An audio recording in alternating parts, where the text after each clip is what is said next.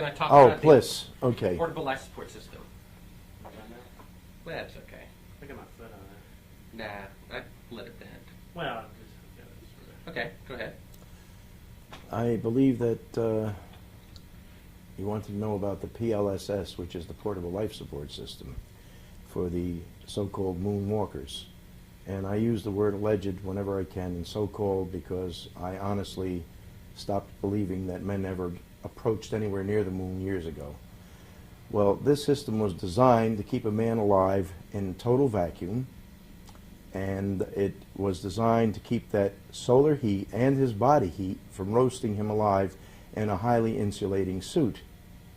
You know, that's what an overcoat's all about. It's a big fat insulator that you put around you to keep from freezing to death.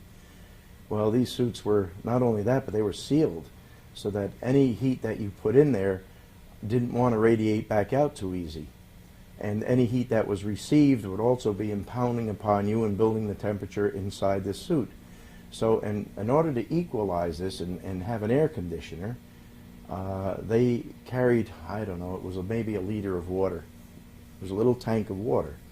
And this little tank of water was connected to a veined bladder, a suit that had veins running through it, and a little tiny water pump that kept pumping the water around the astronaut, and it went to a condenser section. And every once in a while, when this water was getting really hot, you know, starting to raise in temperature, which would have helped roast them, they took a little bit of the water and they ejected it into space, where it was subjected to what we call explosive decompression. You get the similar effect when you take a carbon dioxide extinguisher. The carbon dioxide inside that tank is not a gas, it is a liquid.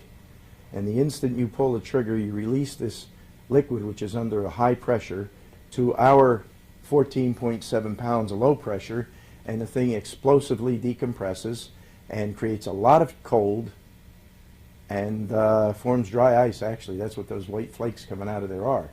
So if you do it with water in the vacuum of space, you'll get a similar effect. And this would act as a coolant as long as that spray was directed onto the condenser. And then it would chill the water inside, and it would work.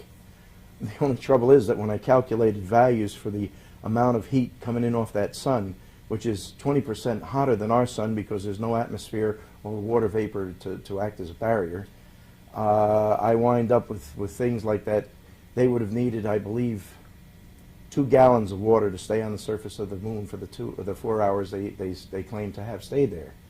So right away we're up against an improbable, the fact that they admit they need air conditioning, and they used air conditioning, even if it's explosive decompression of water, but the amount of water, they could not carry a sufficient supply of water to have done the job they claim it did.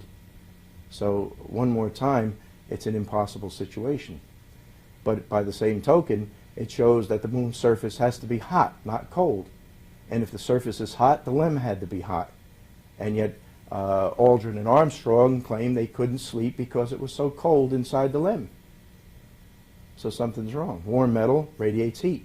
It doesn't have to have air running around it, even though inside the LEM they did have an atmosphere brought up, which would have convected the heat from the hot walls into their suits and into their bodies.